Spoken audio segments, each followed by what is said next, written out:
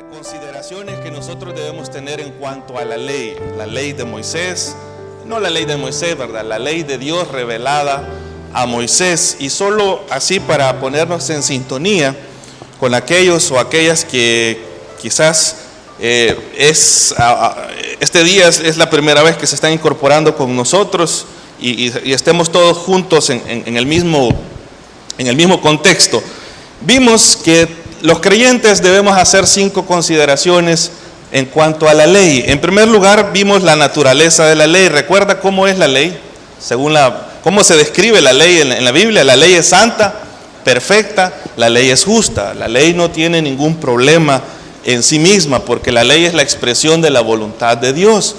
Vimos también que la ley no puede dividirse, no podemos sacar un pedazo de la ley y querer cumplir ese pedazo y no cumplir el resto de la ley, porque para Dios la ley es ¿cuánto? Es una unidad, la ley es indivisible ante Dios. La ley o se levanta toda o se cae toda, porque eso dice allá Santiago, ¿verdad? Que cualquiera que ofendiere en uno de estos puntos que dice, se hace culpable de todos. Y lo mismo dijo el apóstol Pablo.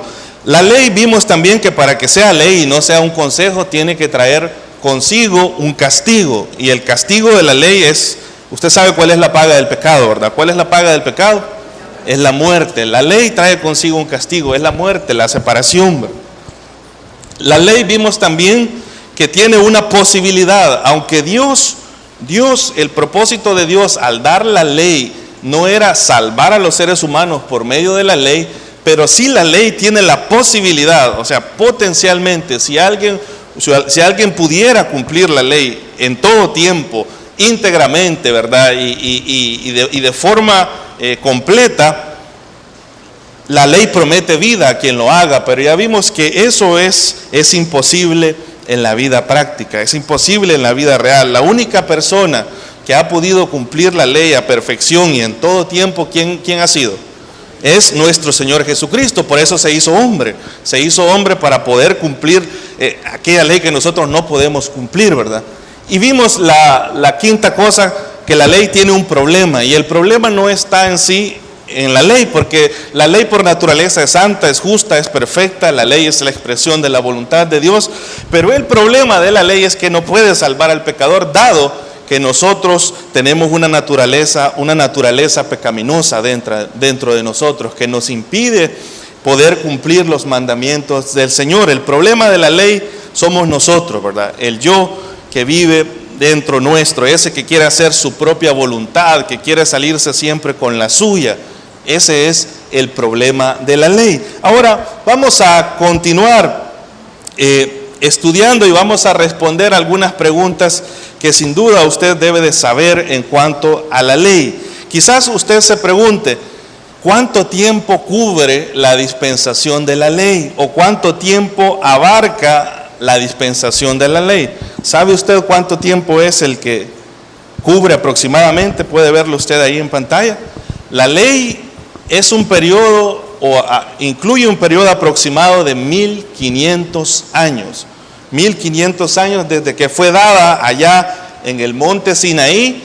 Se cree que fue aproximadamente en el año 1446 antes de Cristo, que es la fecha donde Israel salió de Egipto y llegó al monte Sinaí, y ahí fue donde Dios le entregó a Moisés la ley. Ya vimos cómo fue dada la ley, ¿verdad? Eso ya lo estudiamos, ese proceso, cómo Dios la dio. Y la ley se extiende desde ahí hasta el año 30 después de Cristo. Todo ese periodo, todo lo que ha pasado en ese lapso de tiempo para Israel está bajo la dispensación de la ley, bajo la administración de Dios por medio de la ley, ¿verdad? En ese periodo de tiempo. Si quisiéramos nosotros medir la ley en libros de la Biblia, ¿sabe cuántos libros de la Biblia forman parte del periodo que cubre la ley? Pues casi todo el Antiguo Testamento. ¿Por qué le digo casi todo el Antiguo Testamento? Porque obviamente el libro de Génesis no entra en el periodo de la dispensación de la ley, ¿verdad? Ya vimos que había otra dispensación. De hecho, hubieron otras dispensaciones ahí en el libro de Génesis. Pero a partir del capítulo 18 del libro de Éxodo, ¿verdad?, hasta la mayor parte de los capítulos de los evangelios del Nuevo Testamento, todo eso está bajo la dispensación de la ley, todo eso. Si queremos verlo por personajes, ¿verdad? Para que a la hora de que usted lea la Biblia, usted se ubique, ¿verdad? Estos personajes en qué dispensación vivieron. Le voy a mencionar algunos para que usted los considere. Personajes, por ejemplo, como Moisés, obviamente vivieron en la dispensación de la ley. Personajes como ¿quiénes? Como Josué, como los jueces que se levantaron en Israel, ¿verdad? Después de haber entrado a Canaán. Personajes como aquel famoso profeta Samuel, que fue el que ungió al primer rey de Israel y que ungió también al rey conforme al corazón de Dios, el rey Saúl, el rey David, el rey Salomón, ¿verdad? Mientras la nación estaba unida, ellos vivieron bajo la ley. Después de que la nación se dividió en Israel y Judá, también los reyes de Israel vivieron bajo la ley y los reyes de Judá vivieron también bajo la ley. El profeta Elías, hermanos, vivió bajo la ley. El profeta Isaías, su contexto era la ley de Dios, la ley de Moisés. Todos los profetas del Antiguo Testamento vivieron bajo esta dispensación, y aquí hay algo que usted tiene que saber también, porque a veces cuando nosotros vamos y leemos los evangelios, se nos olvida que todavía gran parte de ese contenido que está en los evangelios está bajo la dispensación de la ley. ¿Sabe que el mismo Señor Jesucristo y sus discípulos vivieron bajo la ley? Vivieron bajo la ley. Por eso usted se va a encontrar, por ejemplo, con un personaje donde un intérprete de la ley que le hace una pregunta al Señor Jesús, ¿verdad? Recuerda, si quiere, busque en su Biblia, busque el Evangelio de Lucas capítulo 10, solo para que vea que esta historia está en el contexto de la dispensación de la ley. Lucas capítulo 10. Todos ellos, Jesús, sus discípulos, se encontraban bajo la dispensación, ¿verdad? La dispensación de la ley, hermanos, no se termina con el libro de Malaquías. Alguien dice, la ley es solo el Antiguo Testamento. Pues no, la ley también incluye parte de los evangelios del Nuevo Testamento. Gran parte del contenido de los evangelios, ¿verdad?, están en el contexto de la dispensación de la ley. Lea conmigo Lucas capítulo 10, versículos del 25 al 28. Es una plática de Jesús con un maestro de la ley, con un intérprete de la ley. Dice el versículo 25: y he aquí, un intérprete de la ley se levantó y dijo, para probarle a Jesús, ¿verdad? Maestro, ¿haciendo qué cosas heredaré de la vida eterna? ¿Cuál va a ser la respuesta de Jesús ahí? Después de la cruz le hubieran dicho otra cosa, ¿verdad? Pero mira ahora qué es lo que le dice Jesús ahí. Él le dijo, ¿qué está escrito en dónde? En la ley. ¿Cómo lees? Aquel respondió y dijo, y él menciona aquí una forma de englobar los mandamientos de Dios. Ahí dice, amarás al Señor tu Dios con todo tu corazón y con toda tu alma y con todas tus fuerzas y con toda tu mente, y a tu prójimo como a ti mismo. Eso englobaba prácticamente los 10 mandamientos de la ley moral de Dios, ¿verdad? Era una forma de resumir esos 10 mandamientos, aunque la ley era más de 10 mandamientos. Pero ¿qué le dice el Señor Jesús? Vea versículo 28, y le dijo, bien has respondido. ¿Le estaba mintiendo Jesús? No, le estaba diciendo la verdad. Bien has respondido. ¿Y qué le dice el Señor? Haz esto y vivirás. ¿Qué era eso? Era la posibilidad de la ley. La posibilidad de la ley, pero en la vida práctica nadie puede cumplir la ley a la perfección, porque la ley va más allá de las acciones. La ley va hacia dónde también, hacia las intenciones del corazón, ¿verdad? Y como hemos explicado en otras ocasiones, usted quizás no sea un homicida, usted quizás no sea un adúltero en la práctica, pero seguramente ya lo es o ya lo fue en su mente. Y para el Señor, y Jesús vino a revelar esa parte de la ley. Los fariseos, los religiosos se enfocaban en las cosas externas, ¿verdad? Pero Jesús les dijo, no, señores, la cosa va también al corazón, ¿verdad? Ustedes son sepulcros blanqueados porque por fuera, les dijo, se ven bien bonitos, ¿verdad? Bien arregladitos, bien pintados, pero por dentro, ¿qué pasaba? Les dijo Jesús, hay pudrición, ¿verdad? Por dentro están podridos. Jesús vino a revelar esa parte de la ley que Israel había dejado de lado, ¿verdad? Entonces, todas esas historias, hermanos, tienen el contexto de la ley. Usted debe de saber lo que Jesús vivió bajo la ley, que esas pláticas de Jesús estaban en el contexto de la ley. Caso distinto es cuando nosotros vamos y leemos al apóstol Pablo, ¿verdad? El apóstol Pablo ya no vivió bajo la dispensación de la ley, él vivió bajo la nueva dispensación que Dios estableció después de la muerte y resurrección del Señor Jesucristo, que es la dispensación de la gracia, en la que nosotros nos encontramos viviendo y de la que vamos a hablar más adelante. Entonces usted debe de saber eso en cuanto a la ley. Es un periodo de 1500 años, ¿verdad? Todos estos personajes vivieron bajo la ley, incluso el Señor Jesucristo vivió bajo la ley. Sus discípulos vivieron bajo la ley, pero también algunos, porque unos cuantos murieron, pasaron a la siguiente dispensación, ¿verdad? La dispensación de la gracia. Ahora, veamos puntualmente desde dónde hasta dónde se extiende esta dispensación, esta administración de Dios. Veamos su inicio. Vaya conmigo al libro de Éxodo.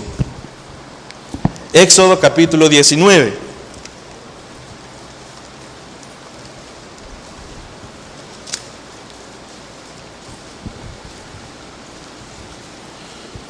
La dispensación de la ley va a comenzar exactamente ahí en el capítulo 19, aproximadamente ahí por el versículo número 8. ¿Sabe qué fue lo que pasó ahí en Éxodo 19:8? Pues Dios ha llamado a Moisés al monte Sinaí, Dios ha hablado con Moisés, le ha expuesto el pacto, le ha dicho, estas son las condiciones que ahora tengo yo para Israel. Moisés baja y se las expone al pueblo. Moisés fielmente transmite el mensaje de Dios y le dice, miren señores, esto es lo que Dios quiere de ustedes. Este es el trato. ¿Lo aceptan o no lo aceptan? ¿Y qué dijo Israel? Vea versículo 8. Y todo el pueblo respondió así de forma descoordinada, unos sí y otros no. ¿Cómo dice la Biblia? A una. Todos aceptaron este trato. ¿Qué dice? Y dijeron, todo lo que Jehová ha dicho, haremos. Y Moisés refirió a Jehová las palabras del pueblo. Mire, Israel acepta de manera presuntuosa la ley de Dios. O sea, Dios ya les expuso todo, ¿verdad? Y tantas cosas serias que Dios les ha expuesto ahí. Pero Israel, al igual que nosotros por naturaleza, ¿verdad?, creyó que en sus propias fuerzas podía responder a la santidad de Dios, podía responder a las exigencias de Dios. Y para ellos dieron, hombre, si eso lo cumplimos, ¿verdad? Cualquiera de nosotros puede amar a Dios con todo el corazón, cualquiera puede no mentir, no matar. Y empezaron a ver todos los mandatos del Señor y dijeron, sí podemos, Señor. No te preocupes, no, hombre. No te preocupes, nosotros tenemos la capacidad para hacerlo. La presunción del hombre tratando de satisfacer las demandas de Dios en sus propias fuerzas. Y usted sabe la historia porque ya la vimos en una ocasión anterior. No habían pasado, hermanos, ni unos cuantos días cuando Moisés bajó del monte. ¿Y qué pasó con el pueblo? Ya había violado la mayor parte de mandamientos, ya había adorado a otro Dios, ¿verdad? Habían hecho un becerro, habían hecho un gran relajo ahí, ¿verdad? Luego de haberle dicho a Dios, sí Señor, vamos a cumplir tus mandamientos, ¿verdad? Israel fue demostrando esa incapacidad, al igual que la tenemos todos nosotros, de satisfacer las demandas de Dios en nuestras propias fuerzas. Ahora, desde ahí, desde Éxodo 19:8, se va a comenzar esta dispensación y Dios va a gobernar y va a tratar a su pueblo en base a esta dispensación. Ahora, ¿dónde va a terminar esta dispensación? Busquen su Biblia el Evangelio de Mateo. Mateo capítulo 27. Por eso mire, la mayor parte de Mateo, ¿en qué contexto está? En el contexto de la ley. Usted debe saberlo para poder interpretar correctamente la palabra de Dios. La mayor parte de los evangelios están en el contexto de la ley, el contexto de los mandatos o el pacto que Dios había hecho con sus hijos. Va hasta Mateo capítulo 27, versículo 51. Y usted que ha leído la Biblia, ¿verdad?, ya sabrá de qué trata ese capítulo 27, versículo 51. ¿Qué dice el versículo 51? Y he aquí, el velo del templo se rasgó en dos, de arriba abajo, y la tierra tembló y las rocas se partieron. La dispensación de la ley va a terminar ahí. Pero ¿qué estaba pasando qué fue lo que ocasionó que el velo del templo se rasgara en dos? Desde arriba completamente hacia abajo. Ese velo que era imposible de romperse, dice, porque estaba bien cosido, hermanos. La forma en que estaba hecho ese velo era imposible de que se rasgara. Pero Dios lo abre de arriba abajo. Pero ¿qué hizo que ese velo se rasgara? ¿Sabe qué había pasado ahí? El Señor Jesús acababa de entregar el Espíritu en la cruz. Y eso lo dice, no lo busque porque lo tenemos aquí, lo dice Juan 19:30. ¿Por qué es que se abrió el velo? ¿Por qué es que se partió de arriba a abajo? Porque acababa de acontecer esto. Dice, si quiere léalo conmigo en pantalla. Cuando Jesús hubo tomado el vinagre que le dieron, ¿verdad? ¿Qué dijo Jesús? Consumado es. Y habiendo inclinado la cabeza, entregó el Espíritu. En ese contexto está Mateo 27. Cuando Jesús entregó el Espíritu, ¿qué pasó? ¿Qué pasó con el velo del templo? Se rasgó de arriba abajo. De arriba abajo, ¿verdad? Jesús dijo, consumado es. Con esa palabra, con esa frase tan profunda que salió de la boca del Señor Jesús, la dispensación de la ley se cerró. Se completó ahí. Jesús dijo, consumado es. ¿Por qué es importante esa frase que Jesús dijo? ¿Sabe? Cuando Jesús expresó eso de decir consumado es, Jesús estaba diciendo tres cosas y se las voy a recordar porque usted debe saber que ahí es donde la dispensación de la ley se cumple. Desde Moisés, ¿verdad? Y todos los personajes que vimos ahí en la línea de tiempo, hasta ese acontecimiento en particular, cuando Jesús dice consumado es, la dispensación de la ley tiene su fin. Se completa la dispensación ahí. Jesús dijo consumado es. ¿Qué estaba diciendo Jesús? En primer lugar, Jesús estaba diciendo la obra de redención está completa. Usted debe de saberlo. La obra de redención está completa. A mi trabajo, dice Jesús, no le falta nada.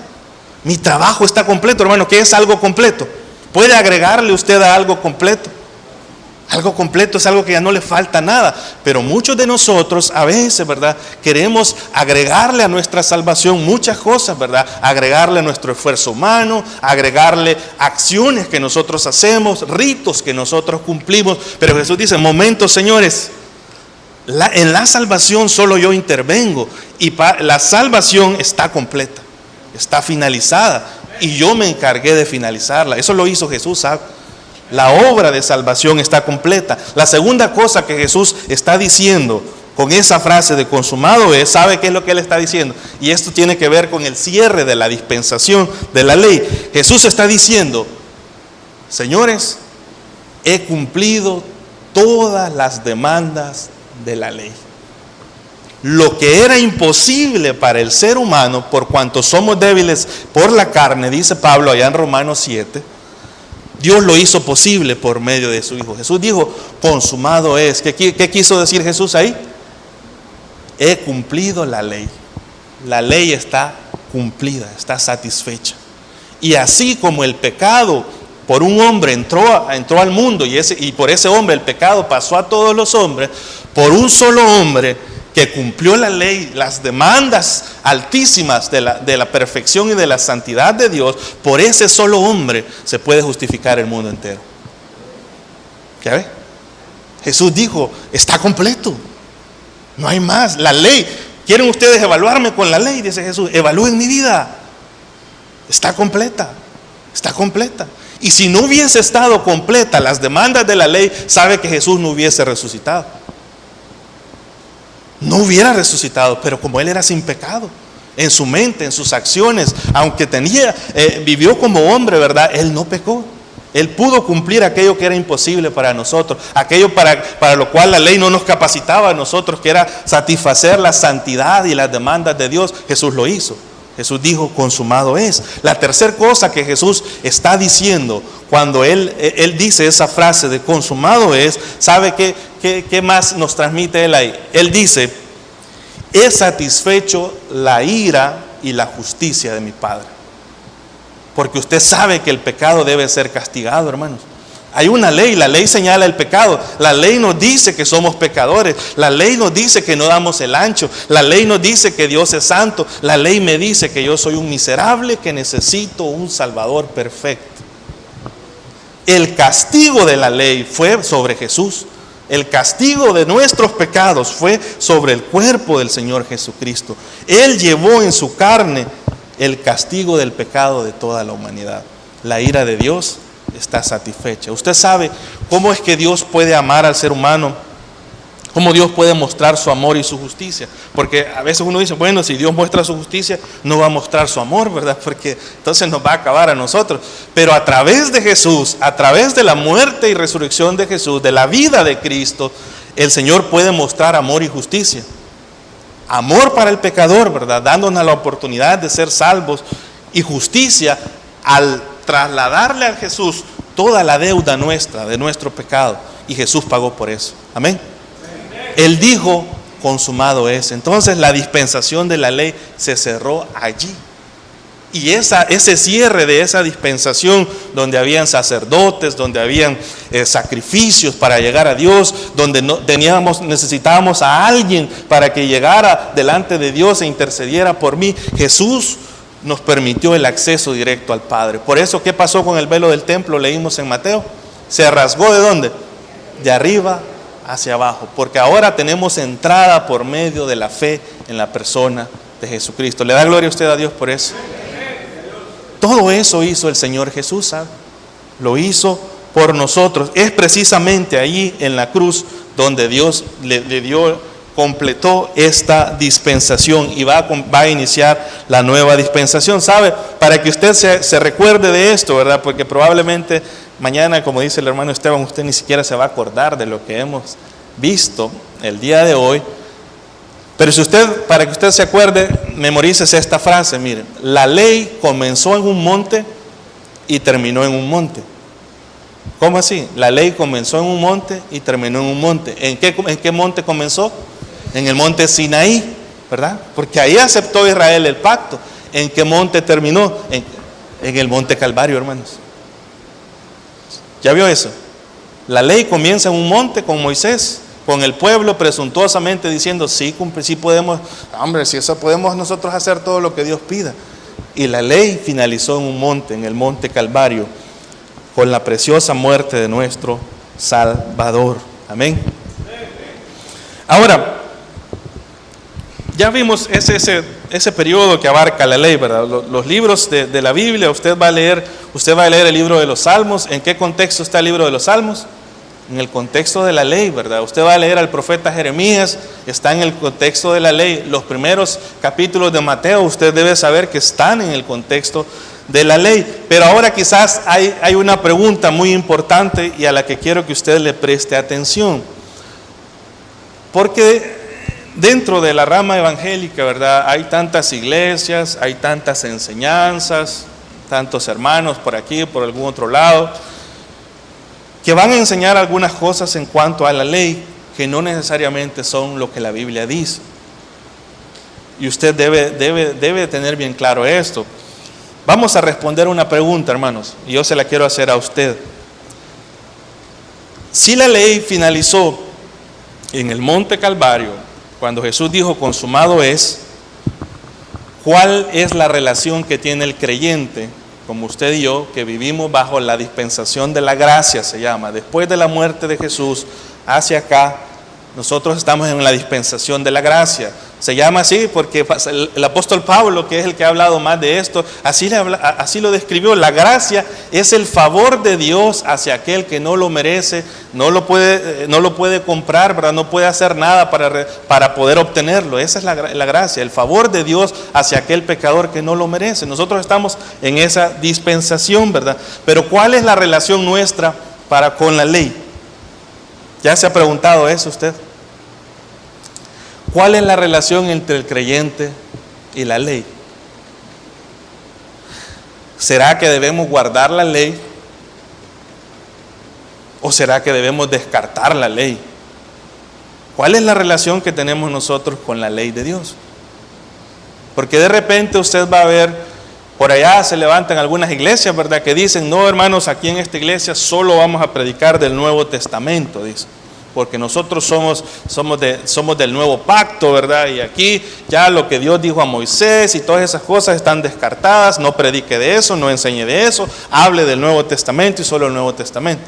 Y de repente hay otras iglesias que no hablemos del Nuevo Testamento y de las cartas de Pablo, hablemos de la ley de Moisés, hablemos de la Torá, y se van a esas cosas, ¿verdad? Y de repente uno dice, ¿y será que ahí que ellos están en lo correcto? ¿Será que aquí es? ¿O será? Y uno está todo confundido, pero usted debe de saber esto. ¿Qué relación tenemos nosotros con la ley? ¿Vamos a descartar el Antiguo Testamento? ¿Cómo vamos a relacionarnos nosotros con esos mandamientos que Dios le dio a su pueblo Israel? Voy a responder esa pregunta. Le digo que ese es un reto bien grande, ¿verdad? Es un reto bien grande poder entender esto. Pero si usted presta atención, le va a servir de mucho. Para responder esta pregunta, hermanos, me voy a auxiliar de algunos pasajes del libro de Romanos. Y de hecho, abra su Biblia en Romanos capítulo 6. Si usted quiere saber cómo debemos comportarnos los creyentes, que ya no estamos bajo la ley, sino en la gracia, con relación a los mandatos que Dios le dio a Israel, usted tiene que ir al libro de Romanos. Romanos capítulo 6, ya le voy a decir ahí. Y le voy a dar otro consejo, miren. Cuando usted lea Romanos, si usted quiere entenderlo, lea de corrido desde el capítulo 1 hasta el capítulo 8. O sea, no puede usted solo irse al capítulo 6, ¿verdad? Yo lo voy a hacer así porque no vamos a leer, no nos va a ajustar el tiempo para ver todo, ¿verdad? Pero si usted quiere entender todo el contexto, lea desde el 1 al 8 y luego lea la siguiente parte, ¿verdad? Del 9 hasta el final. Pero del 1 al 8 deberían de leerse de corridos. ¿Sabe? Lo primero que vamos a ver a responder es en qué dispensación nos encontramos. Y es que el apóstol Pablo tenía claro en qué dispensación se encontraba él. Vea Romanos 6:14. ¿Lo tiene? Romanos 6:14. Leámoslo juntos. Dice, porque el pecado no se enseñoreará de vosotros. Está hablando del dominio que tenía el pecado sobre nosotros bajo la ley. ¿Y qué dice Pablo? Pues no estáis, ¿cómo dice Pablo? No estáis bajo la ley, sino ahora bajo ¿qué? Bajo la gracia. ¿Tenía claro Pablo en qué dispensación vivía él? Sí, tenía claro.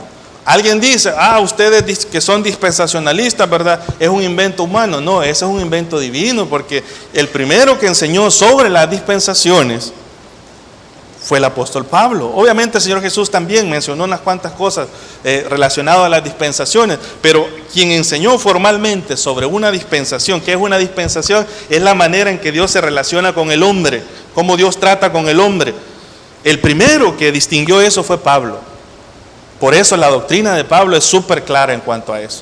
Dice Pablo, el pecado ya no se enseñoreará de vosotros, pues no estáis bajo la ley, les dice. Ahora estáis bajo ¿qué?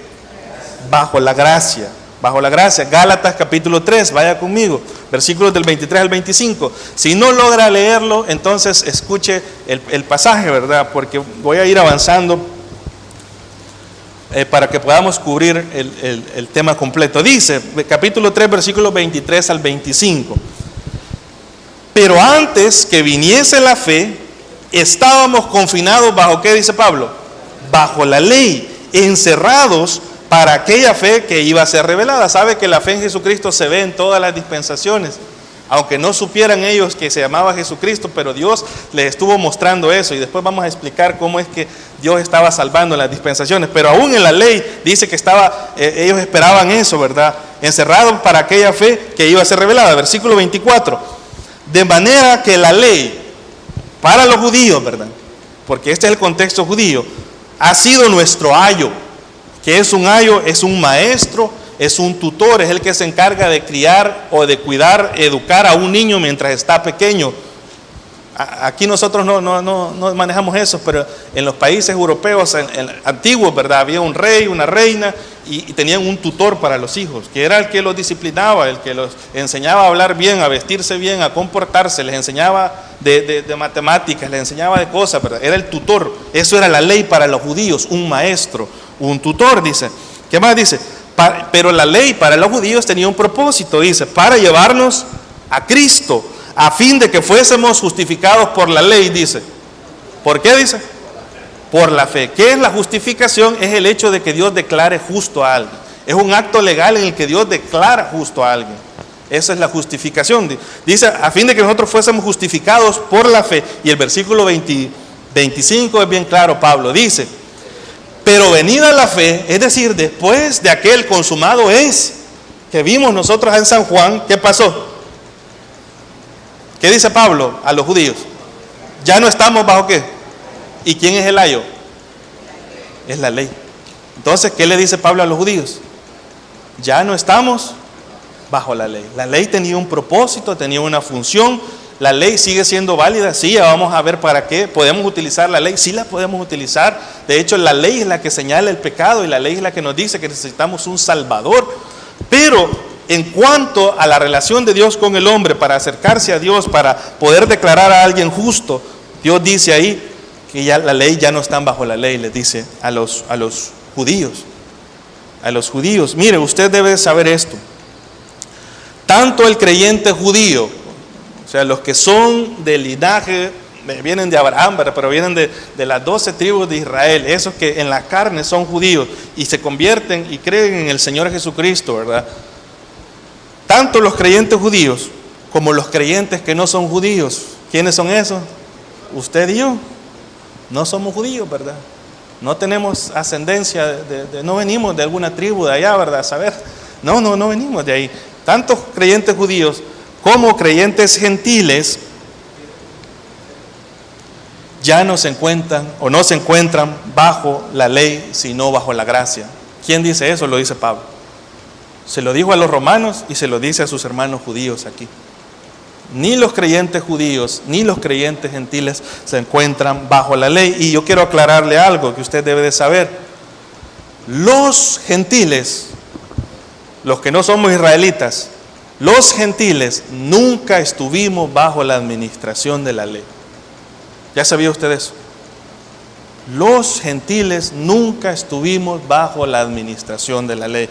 Estuvimos en la dispensación de la inocencia con Adán y Eva, en la dispensación de la conciencia, en la dispensación del gobierno humano con Noé, con el establecimiento del gobierno, la pena de muerte, la cosa de legislar, todo eso. Mientras en la promesa Dios ya se enfocó solo en Israel y en la ley Dios se enfocó solo con Israel, los gentiles siguieron viviendo en la dispensación de la conciencia, del gobierno humano, ¿verdad? Todo lo que Dios había revelado en la conciencia, en el gobierno humano, era lo que gobernaba a los gentiles. Ahora usted dice, ahora hermano, ¿y usted de dónde saca eso? Romanos capítulo 2, vaya conmigo de regreso a Romanos. Si no lo encuentra y puede leerlo en pantalla, pues lo vamos a hacer. Romanos 2, versículos del 12 al 14, dice el apóstol Pablo: porque todos los que sin ley han pecado, sin ley también perecerán, y todos los que bajo la ley han pecado, por la ley serán juzgados. Versículo 13: porque no son los oidores de la ley los justos ante Dios, sino los hacedores de la ley serán justificados. La posibilidad de la ley, ¿verdad? Cumplir la perfección. Teóricamente, Dios dice, ahí está en teoría, pero en la práctica no se puede. Versículo 14: ¿qué dice Pablo en cuanto a los gentiles? Dice, porque cuando los gentiles, ¿cómo describe a los gentiles Pablo? Que no tienen ley. ¿Para quién fue dada la ley?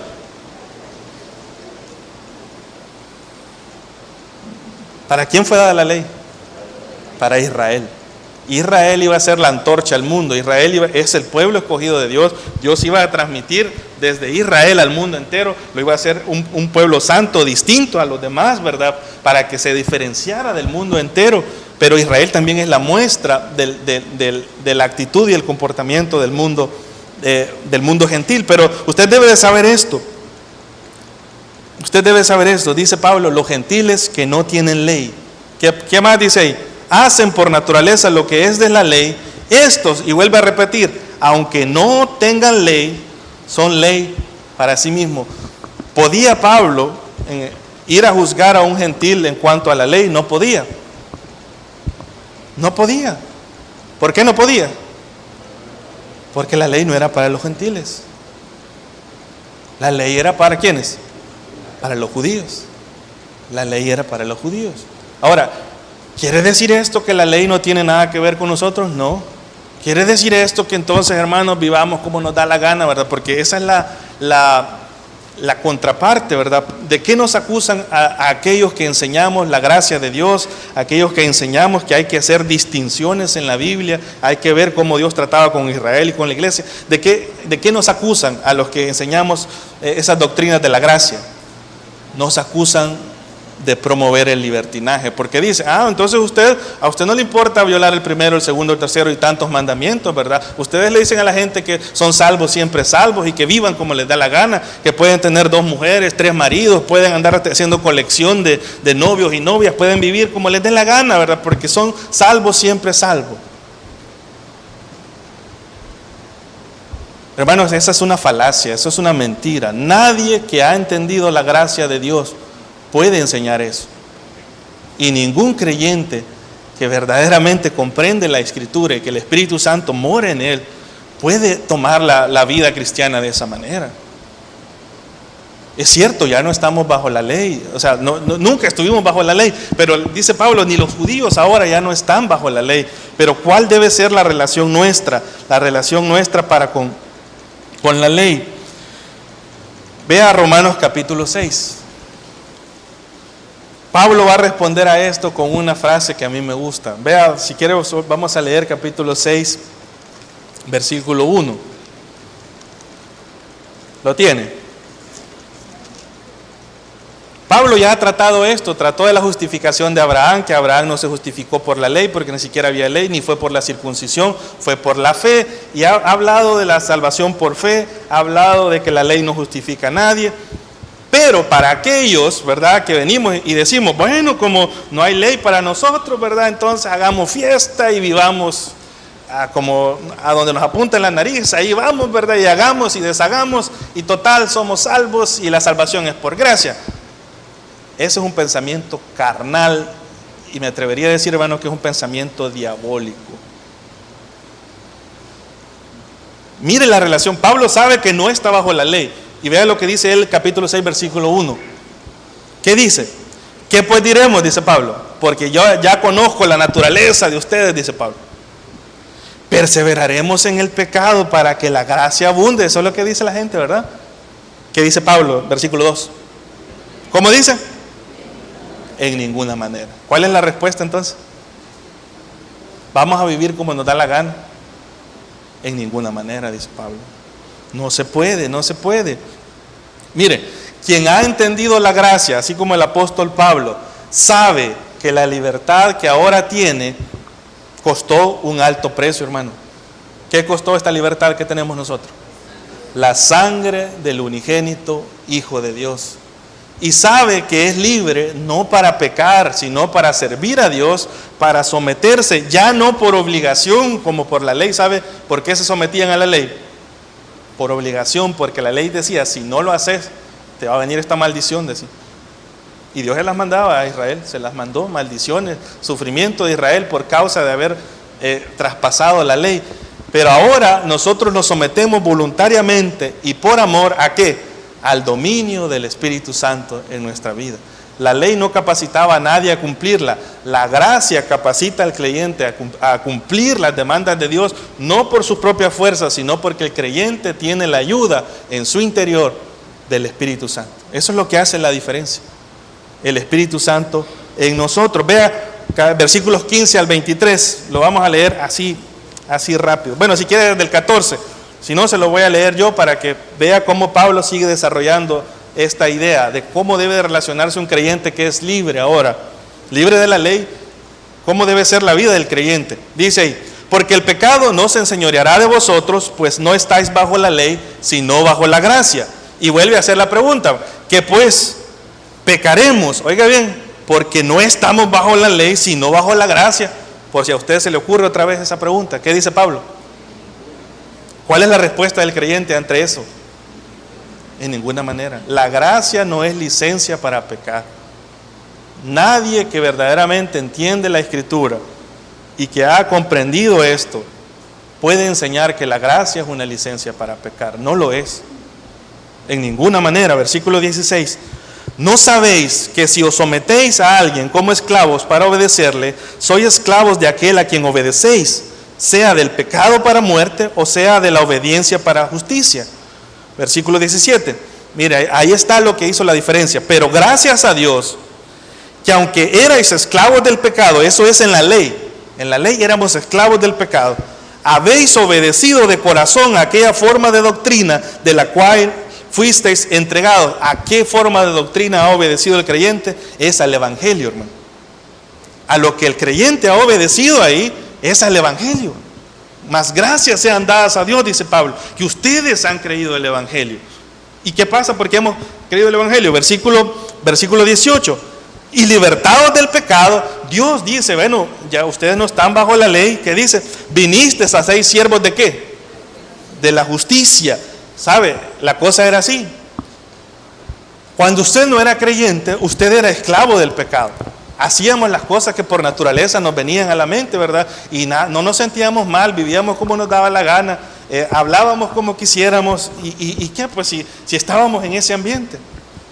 Pero cuando usted ha creído el Evangelio, ahora Dios lo ha sacado a usted del dominio del pecado, le ha puesto en su corazón, en su interior, la ayuda del Espíritu Santo, y ahora Dios le dice, ya no sos siervo del pecado, ahora sos libre, pero no es una libertad para que te dé la gana, ahora te vas a poner al servicio de la justicia.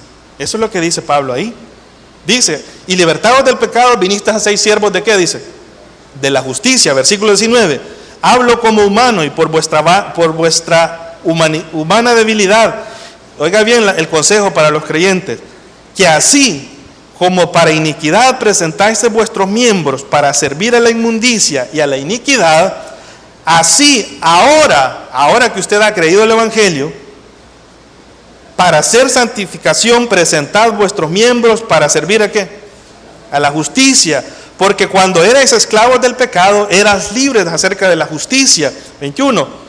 Pero ¿qué fruto teníais de aquellas cosas de las cuales ahora os avergonzáis? Porque el fin de ellas es muerte. Mas ahora que habéis sido libertados del pecado, mire, el creyente ha sido libertado del pecado y hecho siervo de ¿qué? Dice ahí. Y hecho siervo de Dios. Tenéis por vuestro fruto, ¿el qué? La santificación y como fin la vida eterna. Y el 23 que usted se lo sabe, porque la paga del pecado es muerte, mas el regalo de Dios es vida eterna en Cristo Jesús, Señor nuestro. El apóstol Pablo sabía eso, ¿sabe? ¿Era libre el apóstol Pablo? Sí, era libre. ¿Tenía que cumplir los ritos de la ley? Ya no tenía que cumplir los ritos de la ley. ¿Pero era libre para vivir como le daba la gana a él? No, porque ahora ya no era siervo del pecado, ahora era siervo de justicia, era siervo de Cristo. Mire, 1 Corintios 9, creo que el texto está aquí, si quiere, aquí. 1 Corintios 9, versículos 20 al 21, ¿sabe? El apóstol Pablo también nos va a recordar que el creyente no está bajo la ley de Moisés, pero está bajo una ley superior a la de Moisés. ¿Cuál es esa ley superior a la de Moisés?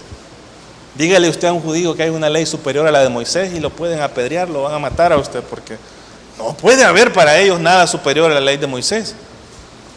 Pero Pablo habla de una ley más arriba que la ley de Moisés. ¿Y sabe cómo se llama esa ley? Se llama la ley de Cristo. Dice así, hablando Pablo siempre: me he hecho de los judíos como judío para ganar a los judíos, a los que están sujetos a la ley, porque los judíos seguían sujetos a la ley, aunque ¿qué dice Pablo? Dice, aunque yo no esté sujeto a la ley, como sujeto a la ley, para ganar a los que están sujetos a la ley. Versículo 21, a los que están sin ley. ¿Quiénes son los que están sin ley, hermano? Los gentiles, ¿verdad? Como si yo estuviese sin ley, dice Pablo. Note lo que Pablo ha dicho: yo ya no estoy bajo la ley de Moisés, ya lo dijo, ¿verdad? pero me hago como que estuviese bajo la ley para ganar a mis compatriotas judíos, ¿verdad? Voy a la sinagoga, participo de las fiestas y de las cosas para hablarles a los judíos y para poder llegarles a ellos y compartir el evangelio. Pero también me hago como los que no tienen ley, como los gentiles, para ganarlos a ellos. Aunque dice Pablo, ¿qué dice acerca de él? No estando yo sin ley de Dios, dice Pablo, sino bajo qué ley estaba Pablo ahora. ¿La ley de quién? De Cristo. Usted va a encontrar eso en la Biblia, que ahora va a hablar Pablo de una ley superior. La ley de Cristo es superior a la ley de Moisés. La ley de Moisés es la ley de Dios, sí, pero quien vino a darle el sentido correcto a la ley, porque los seres humanos no lo entendimos, ¿verdad? Fue el Señor Jesús. Y Pablo le va a llamar ahora a esto la ley de Cristo. La ley de Cristo. ¿Y qué dice la ley de Cristo? ¿Sabe qué dice la ley de Cristo? Le menciono una cosa que dice la ley de Cristo. Dice, orad por vuestros enemigos, dice. ¿Sabe qué dice la ley de Cristo? Que si alguien te pega en una mejilla y te maltrata y te ofende, no salgas con la misma, ¿verdad? Que pongas la otra, dice. ¿Sabe qué dice la ley de Cristo? Si alguno te pide que vayas, que le lleves una carga, una mía, ¿qué dice la ley de Cristo? Ve con el 2.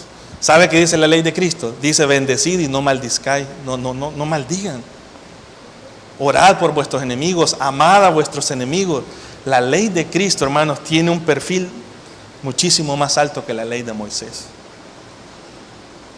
Vea Romanos, y Pablo habló de esta ley, Romanos 13. Disculpe que nos movamos en la Biblia, pero no hay forma de enseñar esto, y de hecho me estoy saltando un montón de pasajes para poder cubrir el contenido. Romanos capítulo 13, versículos del 8 al 10. Creo que lo tenemos. Es correcto, la ley de Cristo. ¿Quiere saber usted algunas cosas que se dijeron o que contiene la ley de Cristo? Romanos 13, versículos del 8 al 10. Dice, mire lo que dice la ley de Cristo. No debáis, ¿qué dice? No debáis a nadie nada, ¿verdad? El que tenga oídos para oír, oiga, ¿verdad? Si usted le debe a un hermano, páguele. Pero ¿qué más? Dice ahí, sino el amaros unos a otros. ¿Qué dice la ley de Cristo? Que usted le debe amor a su hermano. ¿Qué dice la ley de Cristo? Que aquella que me cae mal, a que no lo quiero ver, que aquella que lo detesto, ¿verdad? Y todas las palabras de la novela que le quiera poner usted a la hora de describir a la persona, dice la ley de Cristo. ¿Sos creyente? ¿Sos cristiano? Sí. Le debes amor a él. Le debes amor a esa persona. La ley de Cristo. ¿Qué más sigue diciendo? Porque dice, porque el que ama al prójimo, que dice Pablo, ha cumplido la ley. Porque, mira, y ahí está engloba, no adulterarás, no matarás, no hurtarás, no dirás falso testimonio, no codiciarás, y cualquier otro mandamiento en esta sentencia se resume en ¿cuál? Amarás a tu prójimo como a ti mismo. ¿Y quién dijo eso? Lo dijo Jesús. Lo dijo Jesús, versículo 10. El amor no hace mal al prójimo. Así que el cumplimiento de la ley de Cristo aquí es ahora que es el amor, miren, es el amor. ¿Qué opina usted de la ley de Cristo? La ley de Cristo va con las intenciones del corazón. La ley de Cristo no va solo con lo externo, hermano. Como entendió Israel la ley de Moisés, la ley de Cristo tiene que ver con todo nuestro ser. El creyente ya no está bajo la ley. Bueno, nunca estuvo el gentil bajo la ley. El creyente judío ya no está bajo la ley. Ahora los que hemos creído el evangelio estamos bajo una ley superior. Es la ley de Cristo. Esta ley no se responde por miedo, no se responde por temor, no se responde por, me van a quitar del ministerio si no cumplo tal cosa. Yo he estado siempre en contra de obligar a la gente a hacer cosas por privilegios, ¿verdad? Porque venimos y participamos y hacemos esto y lo otro, porque si no, me van a quitar. Y el amor de la gente no es servir a Dios ni servir a los hermanos. ¿Sabe cuál es el amor nuestro? El ministerio, hacer las cosas Entonces Dios dice, entonces ¿a quién le está sirviendo? ¿Le está sirviendo al ojo de los demás o me está sirviendo a mí? En la ley de Cristo, hermano, las cosas vienen del corazón. El creyente entiende que Jesús murió por él, entiende que Jesús ha pagado un precio alto por salvarlo de sus pecados, entiende que ya no debe vivir como vivía antes, entiende que debe someterse al Espíritu Santo y debe obedecer la palabra de Dios. Sí, ¿cuál es la posición nuestra hacia la ley? Nosotros no somos salvos por guardar la ley, pero los principios de la ley de Dios siguen vigentes. De hecho, hermano, usted debe saber eso también. Aunque la ley dijimos que comprendía 613 mandamientos, la ley moral, la ley civil y la ley ceremonial, era como se partía la ley. Para Dios es una sola, ¿verdad? Es cierto. Pero la ley moral de Dios sabe que el Señor Jesús y los apóstoles la repitieron a los creyentes del Nuevo Testamento. 9 de los 10 mandamientos se repiten en el Nuevo Testamento. El único mandamiento que no se les pone a los creyentes, ¿sabe cuál es? Es el guardar el sábado. Dígame en dónde en el Nuevo Testamento dice que vamos a guardar el sábado. No está. Pero honrar a padre y madre está. Sí, lo dice Pablo. Amar a Dios con todo nuestro corazón, nuestra alma, nuestra fuerza. Sí. No hurtar, no matar, no mentir, no levantar falsos testimonios. Sí está. Sí está. Pero el creyente no se salva por eso. El creyente se salva por la fe en la persona y obra de Jesucristo.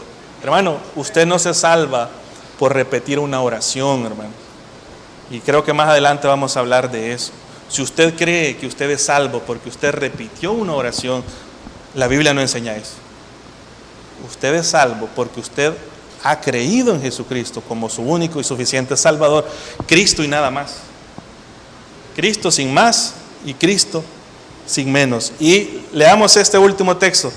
Louis Sperry Chafer, es un famoso teólogo, ¿verdad?, a quien respetamos mucho, habló de esto y se lo voy a leer para que le quede como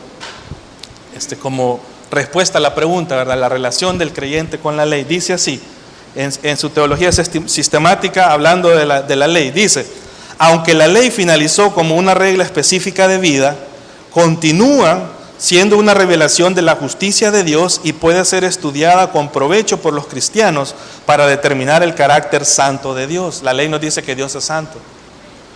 Los principios morales que resaltan en la ley continúan. ¿Sabe por qué continúan? Porque Dios no cambia. O sea, esos principios morales siguen vigentes. Pero los creyentes, esta es la diferencia, hoy en día no están obligados a guardar los detalles de la ley, dado que la dispensación ha cambiado y la regla de vida dada a Israel no es la regla de vida para la iglesia. A pesar de ello, pueden hacerse varias aplicaciones de la ley, aunque una interpretación estricta solo relaciona la ley mosaica ¿con quién? Con Israel, porque ¿qué pasaba con los gentiles? No teníamos ley. ¿Bajo qué ley estamos nosotros? Bajo la ley de Cristo, que es muchísimo más alta y más exigente que la ley de Moisés. Amén. Vamos a orar. Señor, te damos gracias por tu palabra. Esperamos, Señor, que tú hayas traído los resultados de acuerdo a tu voluntad en el corazón, en la mente, en la voluntad de mis hermanos, en mi voluntad también. Ayúdanos, Señor, a entender esto, que te servimos, te amamos, te seguimos, Señor, no por un mandamiento, por una obligación, sino que ahora lo hacemos porque reconocemos lo que tú hiciste por nosotros, Señor. Sabemos que nuestra libertad costó un precio muy alto, costó tu sangre, Señor, tu sudor.